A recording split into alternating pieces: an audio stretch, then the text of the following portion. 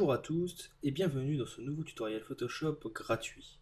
Aujourd'hui, on va s'intéresser à un sujet qui fait partie des bases de Photoshop. Je parle bien sûr des raccourcis. Alors, les raccourcis, plusieurs tutoriels existent déjà sur le principe, quels sont les raccourcis les plus connus, comment les utiliser, etc. etc. Je vais passer assez rapidement sur cette présentation des raccourcis existants pour ici, dans ce tutoriel et ce cours d'un petit quart d'heure, venir parler plus particulièrement de la possibilité de créer vos propres raccourcis. Quelles sont les possibilités que vous offre Photoshop dans la création de ces raccourcis? À quel endroit se place-t-il? Est-ce que vous pouvez faire donc par exemple du double raccourci pour une fonctionnalité? Je ne vous cache pas que la solution, la réponse est oui. Donc je vous présenterai comment réaliser par exemple sur une même application, sur un même outil, deux raccourcis différents pour pouvoir l'utiliser. Et donc vous verrez que c'est assez simple. J'en profiterai également pour vous présenter les raccourcis les plus connus assez rapidement en fin de vidéo, ou en tout cas ce qui vous permettront de bien commencer sur Photoshop, en tout cas ce qui pour moi permet de bien commencer sur Photoshop à l'aide de 2-3 petits raccourcis et fonctionnalités indispensables. Donc voilà, j'espère que cette petite vidéo gratuite vous plaira et vous sera utile. Je serai disponible si vous avez des questions, et je vous dis maintenant à tout de suite pour son visionnage.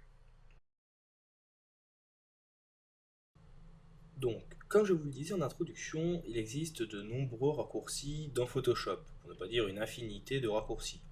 Vous retrouverez des raccourcis qui vous permettront de faire plusieurs fois la même action, c'est-à-dire que vous avez plusieurs possibilités, par exemple pour faire du noir et blanc, pour faire de l'ajout de couleur, pour récupérer un outil et que vous utilisez un filtre, etc., etc.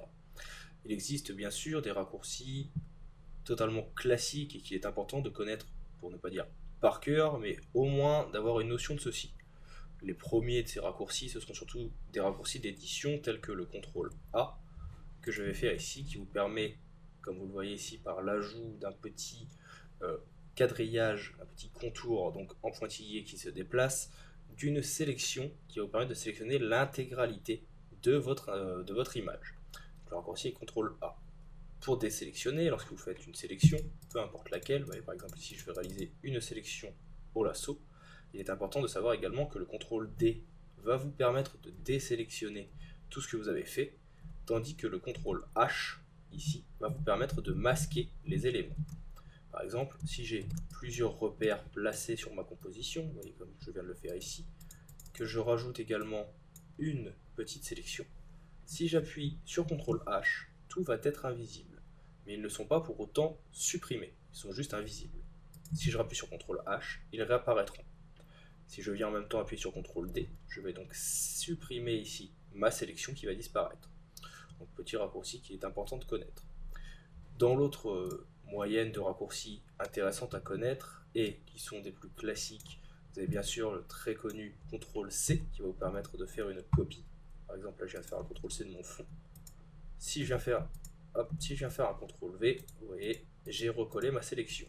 CTRL C, CTRL V.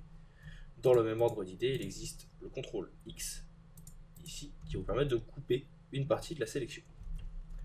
Sur Photoshop, ce qui peut être intéressant de connaître également, c'est le raccourci qui va être le CTRL Z. Vous voyez, très simplement, imaginez que je vais venir peindre sur mon image, donc rien de très fameux, je vais juste faire quelques traits, et que je veux revenir en arrière.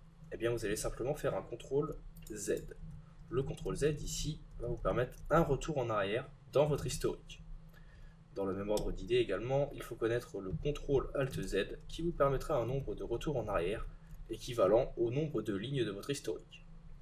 Donc ça, ce sont pour les raccourcis de base de Photoshop. Comme je vous le disais tout à l'heure, il en existe une multitude. Ces raccourcis, vous pouvez tous les retrouver en venant faire édition, raccourci clavier. Raccourci lui-même qui est, comme vous voyez, Alt majuscule plus CTRL plus K. Les raccourcis, lorsqu'ils font ici option sur un menu, vous pouvez les retrouver à chaque fois inscrits à côté de l'option que vous cherchez, mais également donc dans ce menu. Soit vous avez les raccourcis clavier, soit les raccourcis menu, suivant ce que vous avez besoin. Si je viens par exemple chercher dans historique ici, eh bien vous voyez que pour aller vers l'arrière, le raccourci Alt CTRL Z est inscrit.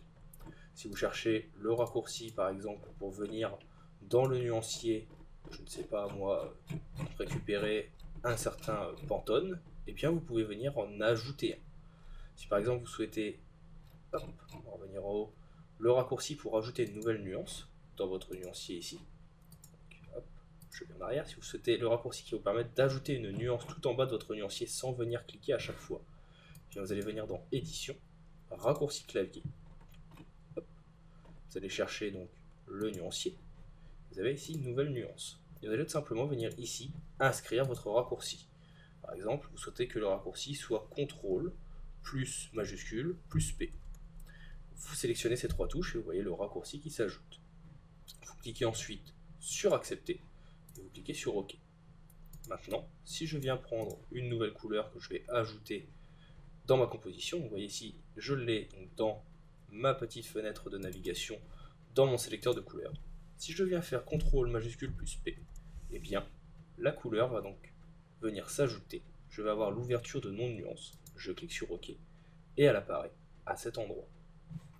Donc, vous voyez, ce n'est pas très compliqué de venir ajouter un raccourci. Vous avez la possibilité donc de venir rajouter des raccourcis dans toutes ici les fenêtres qui existent dans Photoshop, que ce soit la fenêtre 3D, Action, etc., etc. Je vous laisse les découvrir. Vous avez également la possibilité de faire la même chose dans les différents menus. Menu qui se trouve donc ici, fichier, édition, image, calque, texte, sélection, filtre, 3D, affichage, fenêtre et aide. Donc ils se retrouvent chacun ici. Et vous avez la possibilité donc de venir voir les raccourcis qui existent. Est-ce qu'ils sont visibles ou non à côté? Et est-ce qu'ils sont en couleur? Vous allez également les mettre en couleur. Voilà pour les raccourcis. Vous avez ici donc raccourcis pour menu de plateau, de panneau, ce que nous avons fait jusqu'à maintenant, les menus de l'application, comment les modifier dans fichier, édition, etc. Et comment modifier les raccourcis des outils, parce que chaque outil a un raccourci. Si vous venez par exemple sur l'outil rectangle de sélection, vous pouvez switcher entre le rectangle et l'ellipse en appuyant sur M. Vous pouvez switcher d'un lasso au lasso polygonal et un lasso magnétique en cliquant également sur L. Bon, vous voyez plein de petits raccourcis qui peuvent être importants de connaître. Si vous souhaitez changer un raccourci, vous n'avez qu'à cliquer et venir en définir un autre.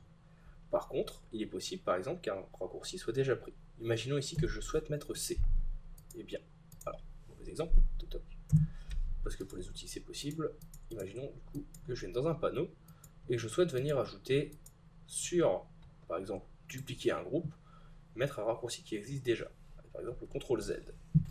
Eh bien vous voyez que le logiciel vous dit que le CTRL Z est déjà utilisé sur édition, annuler, rétablir. Donc si je valide ici, il va venir donc m'effacer ce qui existait déjà. Si vous souhaitez remplacer le CTRL Z actuel par cette nouvelle option, vous pouvez le faire ici. Sinon, vous annulez.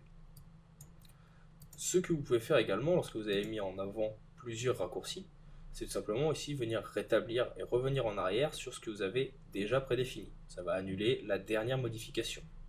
Par contre, si je viens valider ici mon CTRL Z, que j'accepte, eh bien, vous pouvez ensuite revenir par défaut sur votre raccourci, ici, tout simplement en supprimant le raccourci.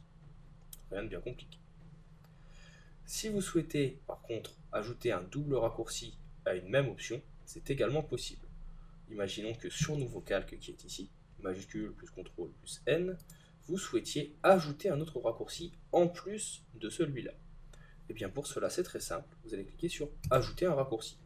Et vous allez dire par exemple que CTRL ALT plus N, alors mauvaise idée, celui-ci est déjà pris, on annule, CTRL ALT majuscule plus N, non plus. Vous voyez, c'est assez compliqué de trouver un raccourci qui n'existe pas déjà, quand je vous dis qu'il y en a une infinité. Alors, on va reprendre par exemple CTRL majuscule ALT P, tant pis. À l'heure actuelle, c'est imprimer une copie, mais on va dire que voilà, c'est un nouveau. Je clique donc, ici sur Aller au conflit. Il va me proposer de venir changer l'ancien d'imprimer une copie. On n'est pas obligé de le faire. Nous, on va revenir ici donc, sur notre menu de panneaux. Hop. En plus, on a fait une petite erreur, donc on va supprimer le raccourci. Je reviens sur celui-ci, nouveau calque, ajouter un raccourci. Et CTRL ALT majuscule plus P. Je clique sur accepter. Et vous voyez donc maintenant que Nouveau Calque a ces deux options. Donc vous pouvez en ajouter une infinité. Bien sûr, il faudra faire attention aux différents conflits entre les anciens et les nouveaux raccourcis. Et bien sûr, ne pas vous tromper. Donc si vous utilisez des raccourcis régulièrement, ne les changez pas. Une fois que vous avez terminé, eh bien, vous pouvez bien sûr donc cliquer sur OK, tout sera enregistré. Donc ça c'est pour les raccourcis clavier. Et il y a également ce que je disais tout à l'heure, les raccourcis de menu. Donc je suis passé assez rapidement dessus, c'est les raccourcis comme je vous disais que l'on voit à cet endroit. Vous pouvez faire que ces raccourcis soient ou non visibles. Par exemple ici, si je viens sur fichier nouveau, on voit que c'est CTRL-N. Si je décoche ici, et que je viens valider, je clique sur OK, eh bien le raccourci pour nouveau a disparu, tout simplement. Si vous voulez le remettre, vous revenez ici dans le menu et vous le rendez de nouveau visible. Vous pouvez donc faire disparaître un certain nombre d'éditions et d'éléments dans vos paramètres. Vous pouvez venir ajouter une couleur, par exemple rouge, cliquant sur OK. Si je viens sur fichier, vous avez ici votre menu qui sera en rouge. Donc, encore une fois, ça vous permet de retrouver assez rapidement les fonctionnalités que vous utilisez le plus et que vous ne souhaitez pas oublier ou les retrouver assez facilement. Là, pour le cas nouveau, n'est pas forcément adéquate, mais imaginons que vous aimez travailler le texte et que vous ne retrouvez jamais le raccourci qui vous permet d'intégrer tu lorem ipsum assez facilement. Eh bien, vous allez ici, vous le passez en orange, cliquez sur OK, et maintenant, il vous sautera tout de suite aux yeux lorsque vous viendrez dans le menu texte. C'est le seul qui est en orange. Donc voilà pour cette petite fonctionnalité qui vous permet d'apprendre à réaliser vos propres raccourcis. Dernière petite information sur les raccourcis qui peut être intéressant de connaître, en plus de les supprimer comme nous l'avons fait jusqu'ici, c'est que vous pouvez exporter et enregistrer les différents raccourcis que vous aurez mis en place.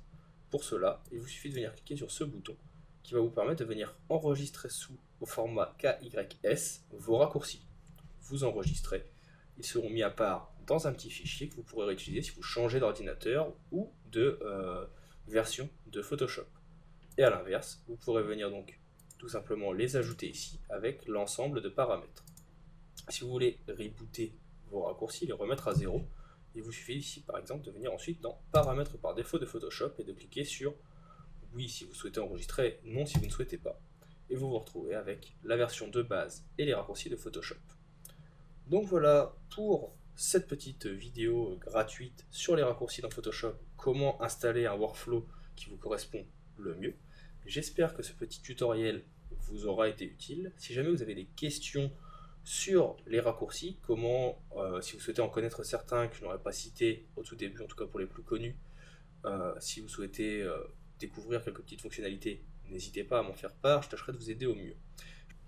Dans tous les cas, je vous dis maintenant à bientôt pour une autre astuce gratuite sur Photoshop. Bonne continuation.